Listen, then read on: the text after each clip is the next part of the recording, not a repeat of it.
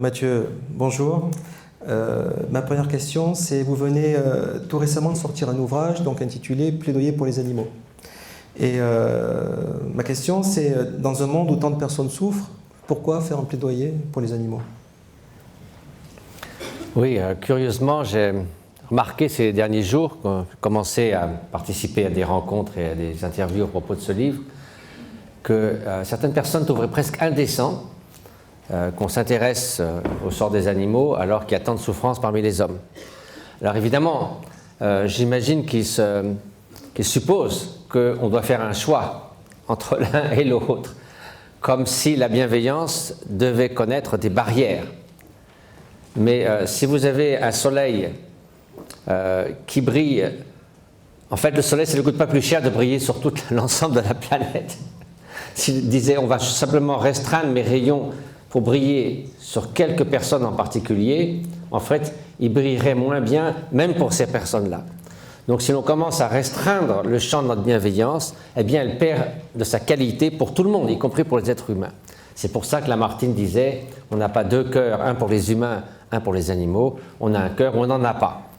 Donc en essence, il ne s'agit nullement de ne s'occuper bien sûr que des animaux, ça n'aura aucun sens, mais aussi des animaux. Et de s'en occuper, ça veut dire déjà pour commencer d'avoir de la considération pour ces autres êtres sensibles qui, comme nous, souhaitent échapper à la souffrance, souhaitent avoir un certain bien-être, souhaitent finalement poursuivre leur existence jusqu'au bout en maintenant leur intégrité physique et leur intégrité mentale lorsque, évidemment, ils ont une vie mentale suffisamment riche, ce qui est évidemment le cas de beaucoup d'animaux. Donc c'est simplement cette réaction, d'abord c'est souvent des gens qui ne vont pas vous dire comment osez-vous jouer du piano, faire du jardinage, aller au cinéma, assister à des conférences alors qu'il y a des personnes qui meurent de faim. On ne dit pas ça. Alors il y a un petit peu aussi une sorte de forme d'hypocrisie. Ceux qui vous disent ça, généralement, très souvent, c'est une forme de faux alibi pour ne rien faire, d'ailleurs souvent, ni pour les animaux, ni pour les hommes.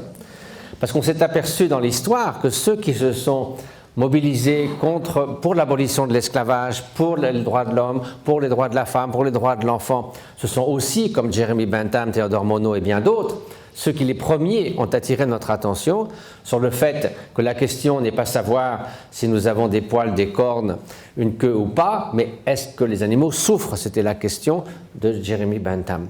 Et bien sûr, on a souvent dénié la souffrance aux animaux, c'était le cas de Descartes, de Malebranche qui disait « Donnez un grand coup de pied à un animal, s'il fait du bruit, c'est comme si vous cogniez un réveil matin, ça fait un petit peu de bruit ». On a après dénié, vous savez, il y a 40 ans, on disait qu'on opérait les nourrissons sans anesthésie parce qu'on dit qu'ils ne sentent rien. Après, on a dit les poissons ne sentent rien parce qu'ils n'ont pas d'expression faciale. Maintenant, on s'est aperçu qu'ils avaient les mêmes terminaisons nerveuses, les mêmes neurotransmetteurs que ceux qui nous permettent de ressentir la douleur. Donc l'évolution est très économe, elle ne fait pas des choses pour rien. Donc en gros, même les crevettes, les crabes, maintenant ça a été montré, ressentent la douleur. Donc en essence, c'est simplement remédier à cette incohérence qui fait qu'on a fait un immense progrès de civilisation par rapport à une époque où le dimanche, les gens allaient voir des gens se faire exécuter à la Tour de Londres ou sur la place publique en France avec femmes et enfants. Le supplice de la roue, c'était plus intéressant que les matchs de foot à l'époque. Et donc on a aboli la torture, bien sûr elle continue, mais enfin officiellement elle n'existe plus dans la plupart des pays. Il a signé la Convention contre la torture, l'abolition de l'esclavage, bien qu'il y ait encore des millions d'esclaves, mais c'est à l'encontre des lois internationales. Et puis, donc la valeur de la personne humaine est non négociable, c'est-à-dire qu'on ne peut pas, selon la loi, instrumentaliser les êtres humains, mais en gros, la valeur intrinsèque des animaux est quasiment nulle en elle-même, sauf si elle a une valeur marchande, sauf si c'est des animaux de compagnie qu'on traite comme nos enfants, mais on peut, comme on le fait aujourd'hui, tuer pour notre usage 60 milliards d'animaux terrestres chaque année et 1000 milliards d'animaux marins. Donc là, il y a une incohérence éthique fondamentale. Donc ça demande une énorme prise de conscience en effet, et ça s'inscrit, ce que vous dites en fait, dans le plaidoyer pour l'altruisme que vous aviez également écrit précédemment. Alors j'ai une question, c'est selon vous et d'après la doctrine bouddhiste, quel est l'obstacle à l'altruisme? Ce n'est pas seulement la doctrine bouddhiste, c'est quelque chose de très fondamental. L'obstacle à l'altruisme, c'est l'égoïsme. L'égoïsme? C'est-à-dire, alors, il ne faut pas confondre égoïsme avec le simple fait de se vouloir du bien. Pour citer un auteur bouddhiste très fameux qui s'appelle Coluche, il n'y a pas de mal à se vouloir du bien. Donc en essence, d'ailleurs c'est un très mauvais pari que de vouloir du bien qu'à soi. C'est ça le problème. La poursuite d'un bonheur égoïste est vouée à l'échec. Et ça pour plusieurs raisons. Il y a d'abord une raison d'expérience. Si vous pensez moi du matin au soir, vous vous rendez la vie misérable. Pourquoi? Parce que vous êtes une vulnérabilité constante. Si tout dépend de la façon, ce que vont dire les gens de vous en bien ou en mal, les moindres sensations de chaud et de froid, de plaisir et de déplaisir, vous êtes la cible permanente de l'ensemble du monde qui se dresse comme un ennemi quasiment à vos petits désirs égocentrés. Donc là, vous êtes dans une situation très inconfortable. De ce fait, vous êtes complètement replié sur vous-même et donc vous rendez la vie misérable à tous ceux qui vous entourent. Ça, c'est l'expérience même de la recherche du bonheur égoïste. Mais aussi, il y a une autre chose, c'est que c'est totalement dysfonctionnel. Pourquoi? Parce que ça supposerait que nous soyons des entités, finalement, isolées, que nous pourrions construire notre bonheur dans la petite bulle de l'égocentrisme, en se disant, bon, je ne suis pas contre le bonheur des autres, mais ce n'est pas mon affaire. Et la réalité n'est pas comme cela. La réalité n'est pas faite d'entités indépendantes, autonomes, etc., mais fondamentalement impermanentes, interdépendantes et impermanentes aussi, bien sûr.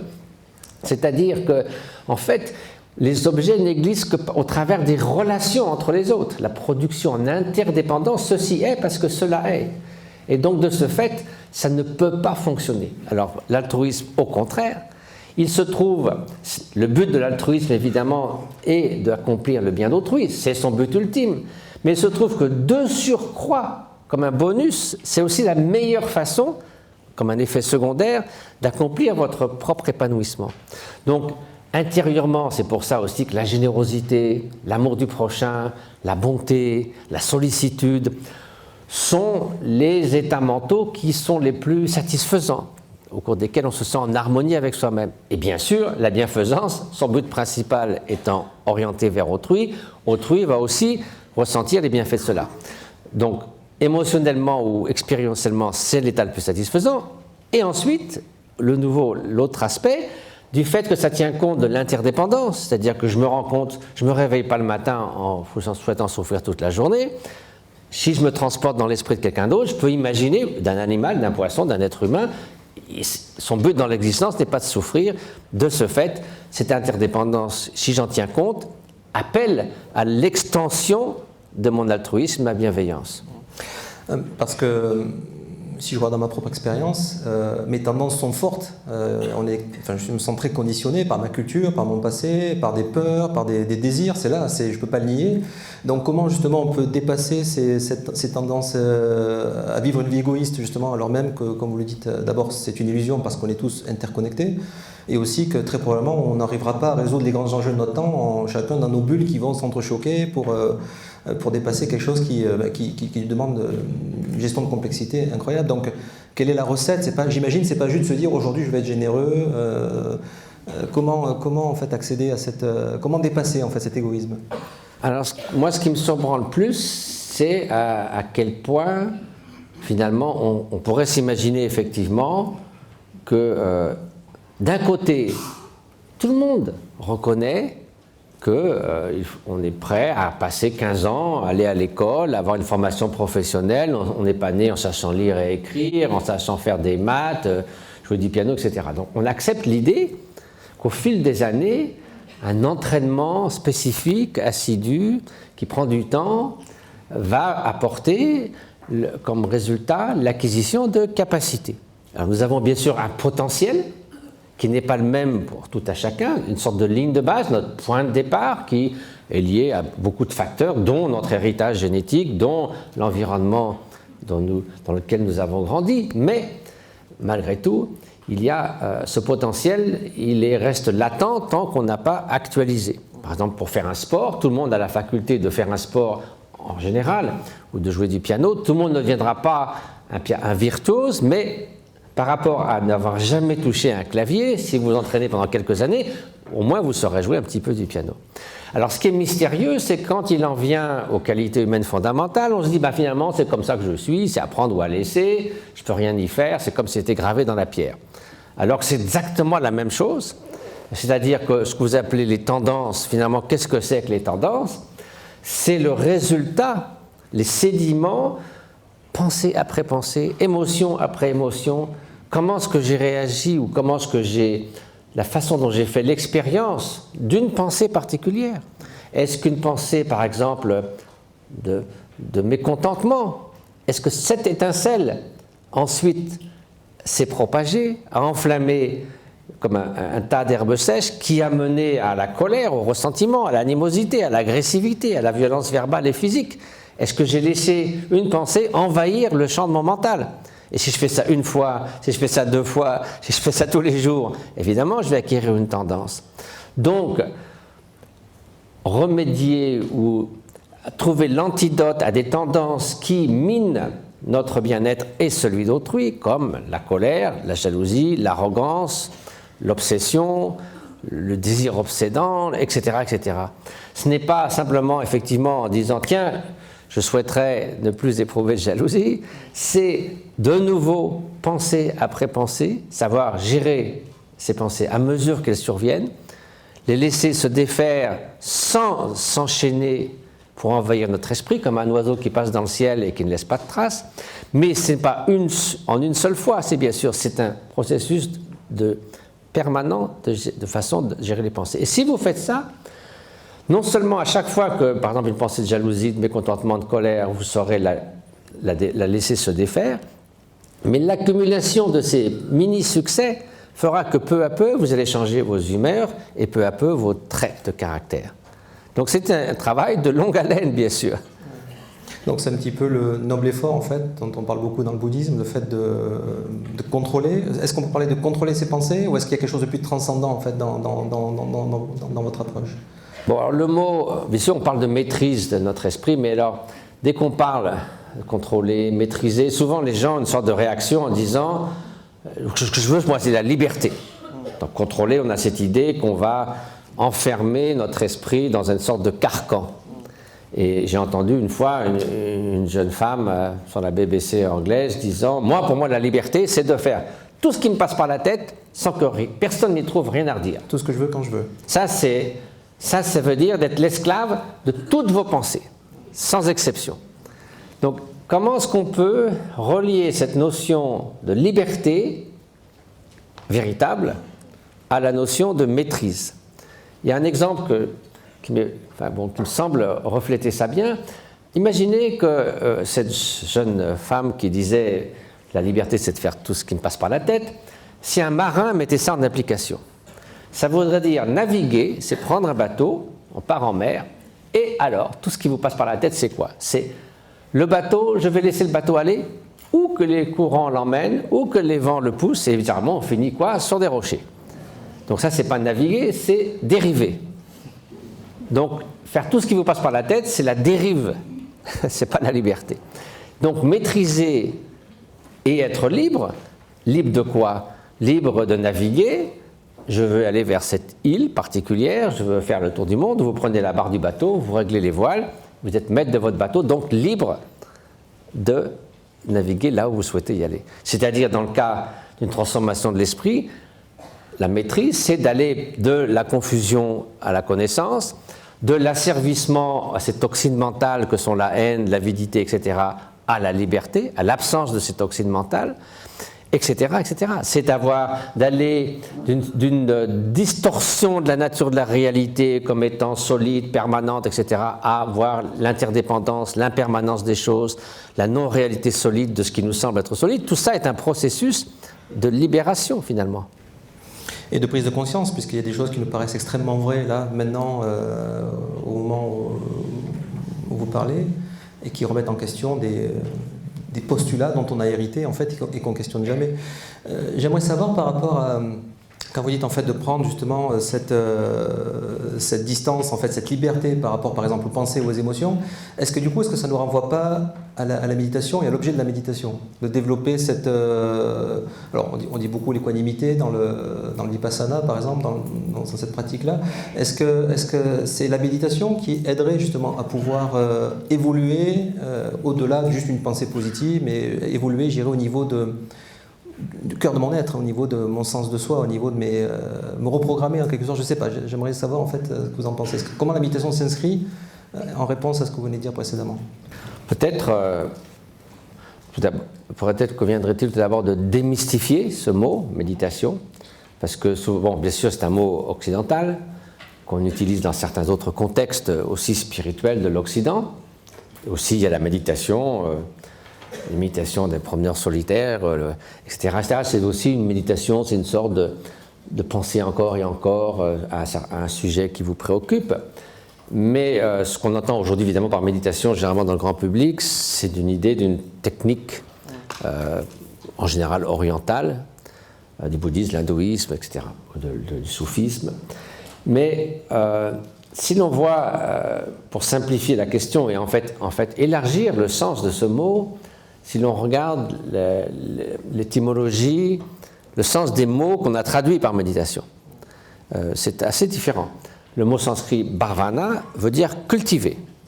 Donc on cultive des qualités, parce que cultiver, ça veut dire vous prenez une graine et vous en faites une fleur. Donc un processus. C'est aussi, d'après le mot tibétain, se familiariser avec.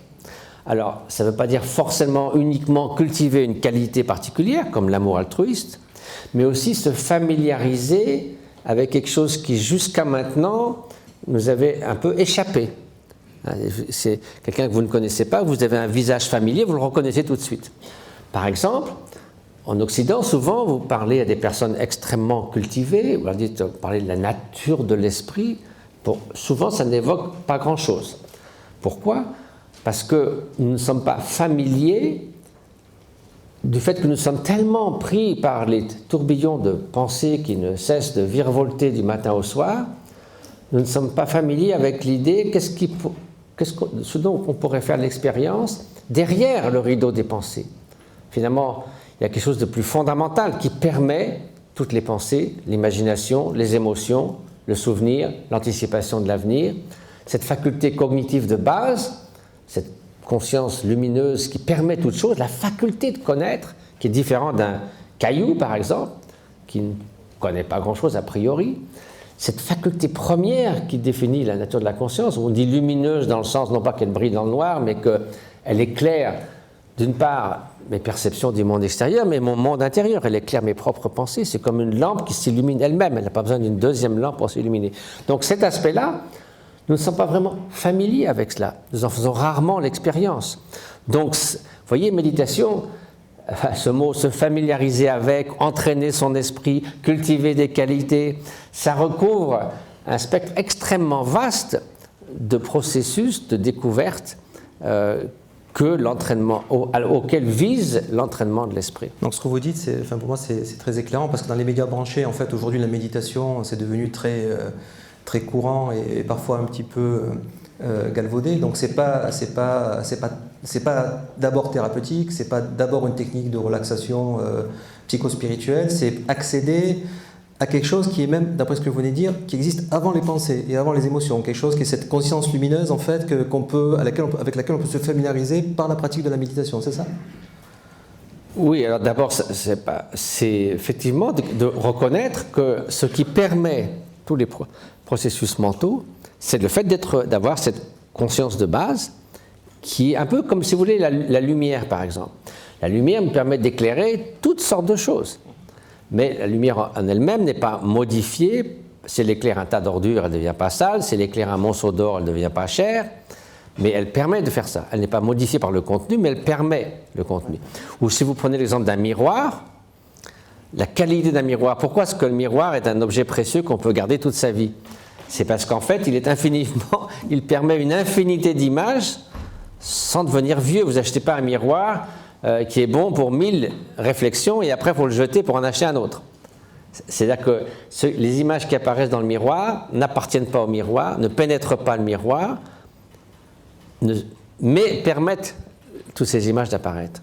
Donc c'est un peu comme cette conscience de base permet l'ensemble de ce qui se passe au sein de cet espace de faculté cognitive, mais n'est pas altéré, modifié. Et c'est aussi la raison pour laquelle on peut transformer le contenu de nos pensées, parce que si la haine, la violence, l'avidité, etc., étaient complètement dans la fabrique fondamentale, la texture fondamentale de notre esprit, on ne pourrait jamais s'en débarrasser. Si vous voulez que je me débarrasse de la couleur rouge, si j'avais un peu une tache de mousseline, comme c'est souvent le cas sur mon habit, il suffit de le frotter ou de le laver un petit peu. Mais si je voulais me débarrasser de la couleur rouge, il faudrait que je le détruise. Donc le fait que toutes les constructions mentales apparaissent au sein de cette faculté première de connaître, mais ne lui appartiennent pas intrinsèquement, c'est ce qui permet ce processus de transformation. Ce que vous dites, c'est qu'en fait, en accédant à ce fondement qui précède finalement, on va dire, les pensées ou les tendances égoïstes, peut-être que j'accède aussi à des valeurs, à des qualités qui me permettent d'agir aussi différemment dans le monde, et notamment de pouvoir exprimer cet altruisme par rapport aux êtres vivants, aux êtres sensibles. Fondamentalement, la faculté cognitive de base, elle n'est ni bonne ni mauvaise. Oui. Mais en côté, on peut dire qu'elle est bonne parce qu'elle ne recèle pas intrinsèquement les poisons mentaux que sont la haine, etc. Donc, par comparaison, mais en elle-même, elle est au-delà du mal d'un certain point. Je ne parlais pas de la faculté cognitive, qui effectivement est un outil, en fait, en quelque sorte, elle est neutre. Je parlais des motivations, là d'où j'utilise en fait ces facultés-là. Donc, si vous avez une plus grande familiarité avec cet aspect-là, il est évident que cette présence éveillée, si on peut l'appeler ça comme ça, du fait qu'elle est libre de ces poisons mentaux. Donc, si vous avez une certaine expérience de cela, vous voyez bien que cet état aussi est un état, effectivement, qui est lumineux, qui est pacifié, qui est libre de ces toxines mentales. Donc, la prise de conscience de cet état fait que lorsqu'une pensée d'animosité survient, bien vous la voyez venir d'abord très clairement, vous n'attendez pas que l'étincelle ait mis le feu à la forêt, ouais. Et vous la voyez tout de suite, vous voyez sa nature évidemment indésirable, dans la mesure où elle entraîne de la souffrance pour autrui et pour soi-même, et donc vous êtes à même beaucoup plus de laisser cette étincelle s'évanouir dans l'espace plutôt que de tomber sur une masse d'herbes sèches qui serait votre réactivité en quelque sorte. Si je comprends bien, vous dites qu'en pratiquant la méditation, on crée une espèce d'espace qui nous permet de mieux voir la totalité de ce qui se passe à l'intérieur. Vous ne créez rien du tout, vous avez la faculté de reconnaître et de faire l'expérience de cet aspect de présence éveillée. Qui est toujours là. Et alors évidemment, ça crée une sorte d'espace, si on peut dire, de non-identification. Si par exemple vous êtes en proie à une grande anxiété, moi ça m'arrive souvent, j'ai toujours peur d'arriver en retard dans les trains, pour les avions, donc je suis comme mon père 2 heures avant sur le quai de la gare en me disant où est le train. Mais en fait, si je m'identifie à cette anxiété, je suis l'anxiété, c'est-à-dire que en fait, c'est ça qui me caractérise mon esprit maintenant. Mais si je regarde avec cette pleine conscience l'anxiété, ce qui est conscient de l'anxiété n'est pas anxieux, il est conscient. C'est ça que vous appelez la conscience lumineuse. C'est ça la conscience lumineuse dont vous parliez, cette présence. C'est plus profond que ça, mais disons simplement déjà le fait d'avoir un espace, d'être conscient de l'anxiété, de l'agressivité, etc. Finalement, cet espace, plus vous restez avec lui, il a une tendance à s'agrandir, tandis que l'anxiété, la peur ou autre chose a tendance à perdre de sa force, de son pouvoir de contrainte. On donne l'exemple dans le bouddhisme, cette conscience, cette présence éveillée, un peu comme le soleil qui se lève le matin, et les pensées solides sont un peu comme la gelée blanche qui peu à peu fondent au soleil. Donc, c'est pas immédiat, mais peu à peu, quelle que soit la construction mentale qui vous tourmente ou qui vous incite à tourmenter les autres, en la regardant avec cette présence éveillée, eh bien, peu à peu, elle perd de sa force, de sa présence, et puis, finalement, elle s'estompe. Donc, l'intérêt de ça, c'est que vous avez évité, finalement, deux extrêmes. L'un qui consisterait à supprimer ou à réprimer une pensée de colère, d'agressivité. Parce que là, c'est un peu comme une bombe à retardement que vous mettez sous votre chaise, ça ne vous avance pas à grand-chose. L'autre qui consisterait à dire non, il faut laisser la colère s'exprimer. On a beaucoup dit ça dans le passé. Alors, on allait, à l'époque, on payait pour casser des pianos, etc., parce qu'il faut laisser ça. Et ça, on a bien montré que plus vous faites ça, plus vous êtes facilement en colère et plus souvent. Donc, en fait, vous ne faites que renforcer ces tendances. On avait expliqué ça une fois au Dalai Lama. Et vous savez, dans ces cas-là, que vous êtes vraiment énervé, en colère, vous pouvez choisir entre vous taper la tête contre les murs ou contre un oreiller. Et le Dalai Lama, qui a le sens pratique, a dit « je préfère l'oreiller dans qu'à faire ».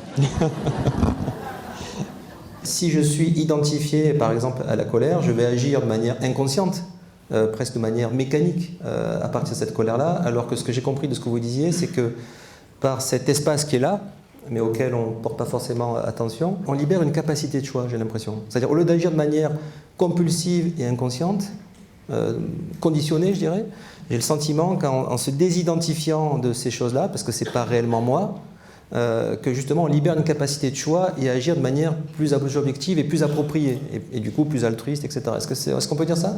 Le fait qu'il y ait des enchaînements automatiques, c'est-à-dire, quand on dit automatique, ça veut dire que c'est des enchaînements, des réactions en chaîne qu'on ne maîtrise pas. Mais ça ne veut pas dire qu'elles sont totalement mécaniques, loin de là, ni qu'elles sont inconscientes.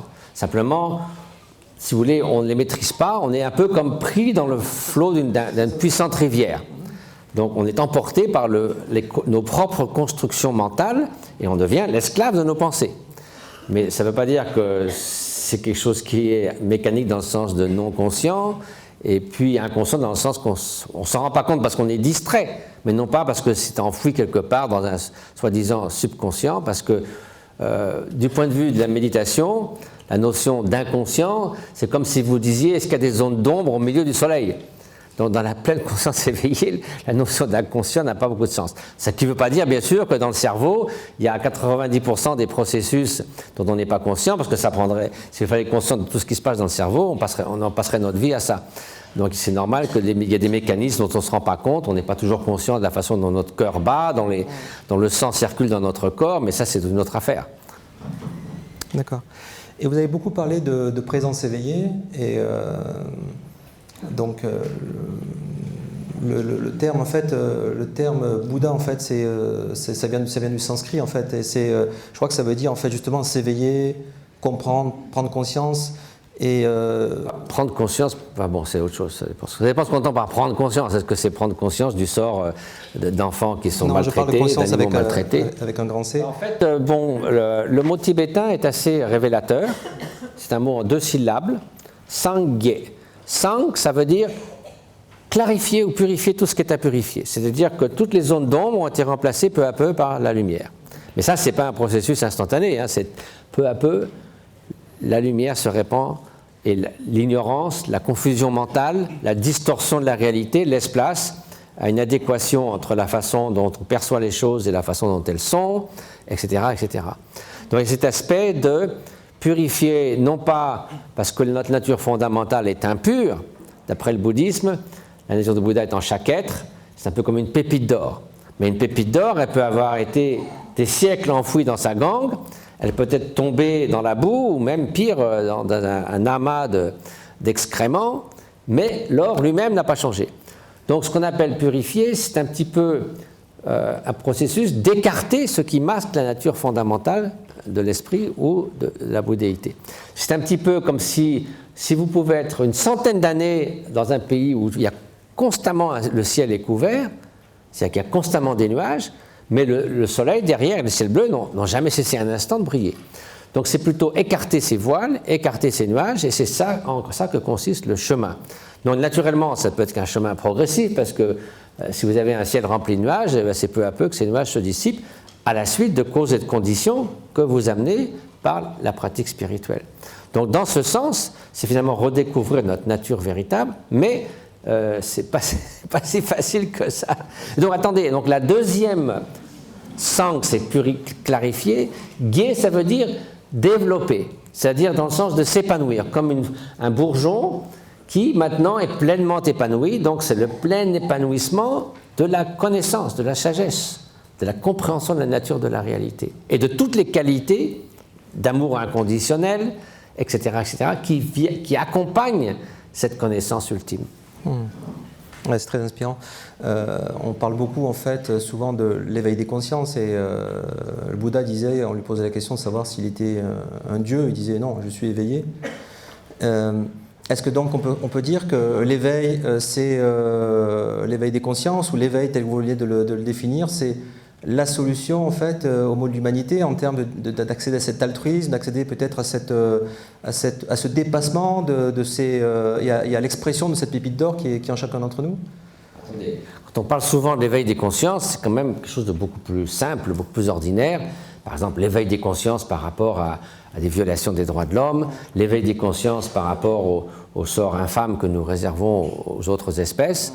Ça, c'est une prise de conscience parce que nous avions jusque-là détourné le regard ou nous n'étions pas mis à la place de l'autre.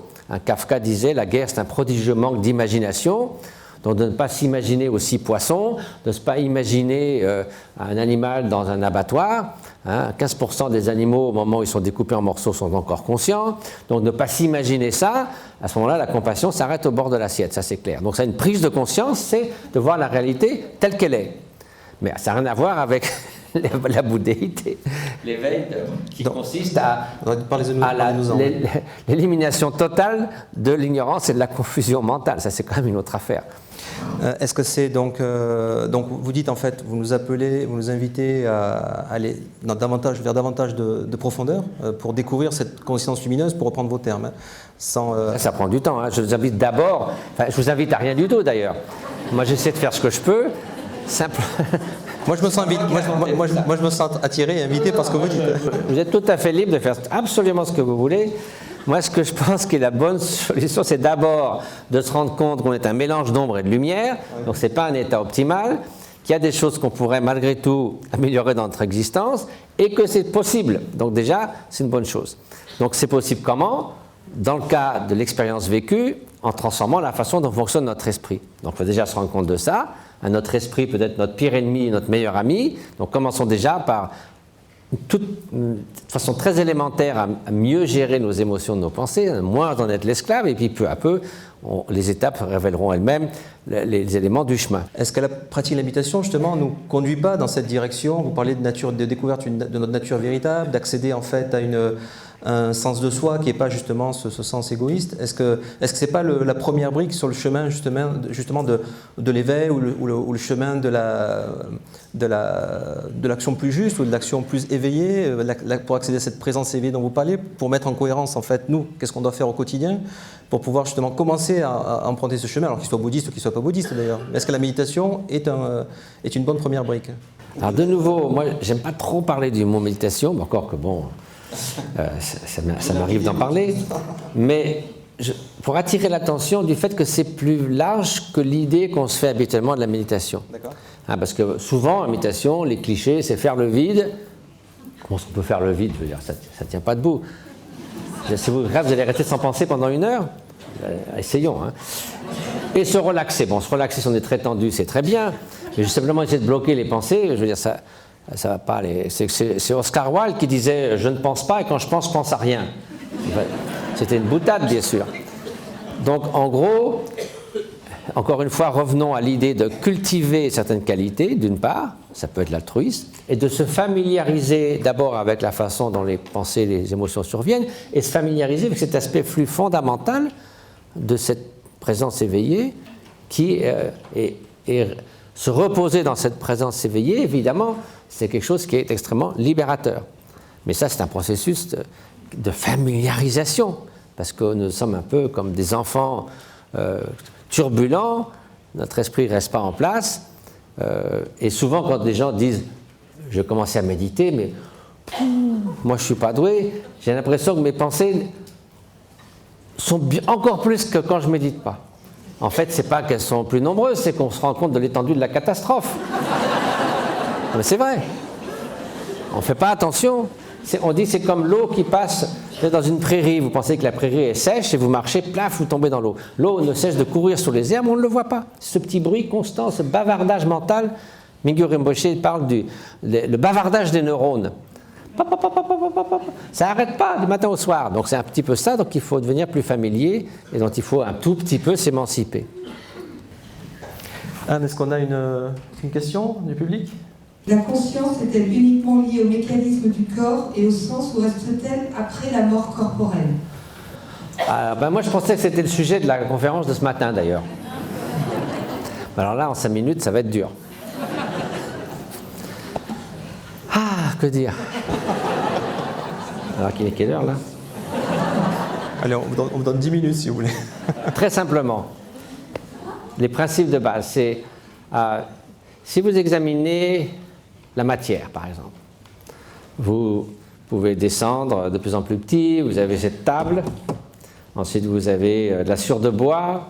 Si vous la réduisez en morceaux, d'abord des morceaux, ensuite la sciure de bois, ensuite vous allez trouver différents types de molécules, vous allez rentrer dans les molécules, vous allez apercevoir que ce qu'on dit, un petit noyau avec des électrons qui tournent, finalement c'est une image qu'on enseigne encore dans les écoles mais qui ne correspond pas à la réalité. Vous avez des ondes de probabilité qui se résolvent en particules quand on les observe d'une certaine manière. Donc vous arrivez à la physique quantique, ou vous arrivez au quark, vous arrivez à tout ce que vous voulez, vous arrivez au supercorde avec 11 dimensions, et puis à un moment donné, la question de Leibniz, pourquoi est-ce que c'est là plutôt que pas là, à moins d'amener un Dieu créateur, vous êtes bien embêté. Donc ce que vous faites, c'est vous constatez que les phénomènes, qu'ils soient aussi solides qu'ils l'apparaissent ou pas, ça c'est une autre question, ils se manifestent. Donc le déploiement du monde des phénomènes, c'est comme ça, il est là. Alors bien sûr, il n'est sans doute pas aussi solide qu'on lui prête, il n'a sans doute pas de réalité intrinsèque, etc., etc. Mais simplement le fait qu'un déploiement des phénomènes, c'est ce qu'on appelle un phénomène premier. On ne peut pas se dire pourquoi il est là plutôt que pas là, il se trouve qu'il est là. Alors, dans le domaine de la conscience, le problème le plus souvent, c'est qu'on n'arrête pas. Alors c'est comme de passer constamment, quand ça vous arrange, de la mécanique classique à la physique quantique.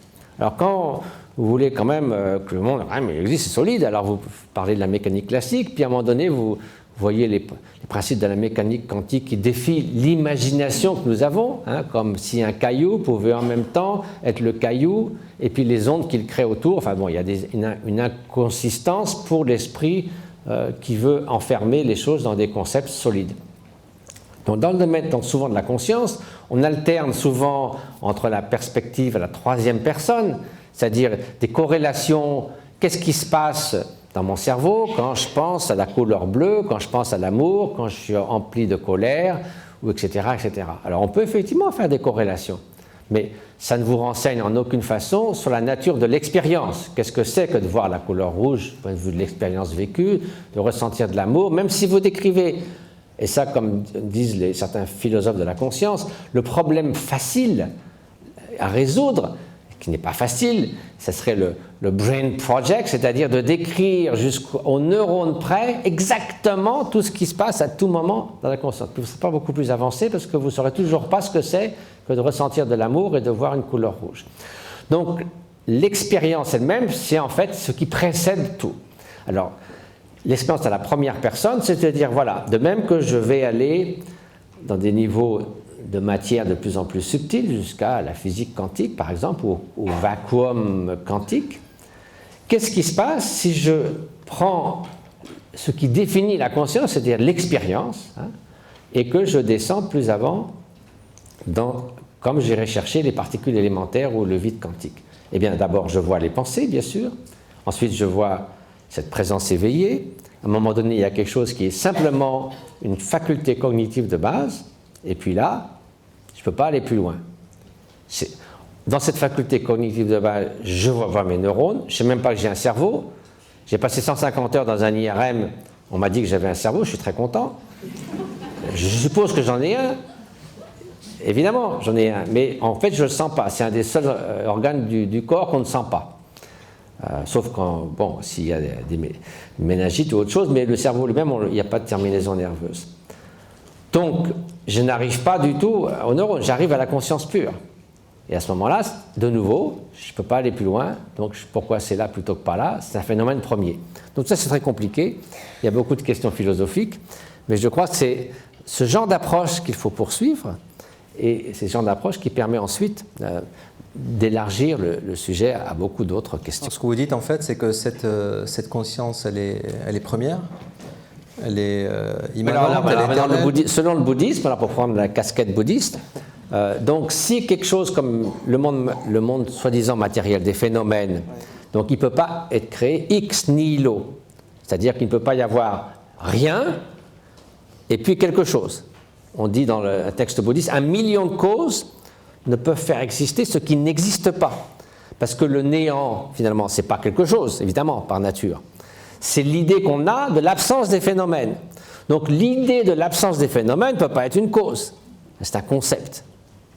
Donc le néant ne peut pas... Donc une création ex nihilo, ça n'a pas de sens. Parce que le néant n'a pas, évidemment, par nature, étant l'absence de toute chose, ne peut pas agir comme une cause. Donc du coup, dans le bouddhisme, on dit un univers sans début, mais attention, quelque chose qui en fait est dénué de réalisance propre. Donc c'est pas, mais comment a-t-il tout ça, ce truc solide? Il faut bien que ça ait commencé quelque part. Mais le problème s'estompe si ce solide n'est plus aussi solide qu'on le pense. Donc vous voyez, c'est très subtil. Donc il y a deux façons de réduire la dualité cartésienne entre l'immatériel de la conscience et la solidité du monde. L'une, c'est de dire un réductionnisme physicaliste, c'est-à-dire que finalement la conscience n'est qu'une propriété de la matière. Ça, c'est ce que font par exemple les réductionnistes beaucoup à l'heure actuelle. Une autre, c'est dire tout n'est qu'esprit. À ce moment-là, on a aussi des problèmes de logique. L'autre, c'est dire ils sont ni l'un ni l'autre doués d'existence propre et solide, mais ils ont des qualia différentes. L'un est doué de conscience et est conscient de soi, l'autre ne l'est pas. Mais ce n'est pas des différences fondamentales. Donc ça, c'est un problème extrêmement riche et complexe. Et voilà, bon, dans le temps que nous avons aujourd'hui, je pense que c'est quelques éléments de réflexion. Oui, en tout cas, donc ce que j'entends, c'est que par rapport à la question qui avait été posée après la mort, donc cette conscience... Oui, alors s'il y a effectivement, on peut avoir de création ex nihilo, on ne peut pas non plus retourner au néant. Où est-ce qu'on retournerait d'ailleurs? Je veux dire. Donc de la même façon, si la conscience est un phénomène premier, de ce point de vue-là, elle ne peut pas non plus naître ex nihilo, mais elle vient de chaque instant qui l'a précédé, et elle ne peut pas non plus tomber dans le néant total. Donc c'est ça l'idée d'un continuum. Alors bien sûr, le continuum, ce n'est pas la métempsychose, ce n'est pas un petit bonhomme qui se promène au fil de tout ça, c'est un flot dynamique constamment renouvelé, impermanent, de conscience, mais qui est ininterrompu. Donc voilà, en gros. Merci. Merci beaucoup. Je pense qu'on peut applaudir Mathieu.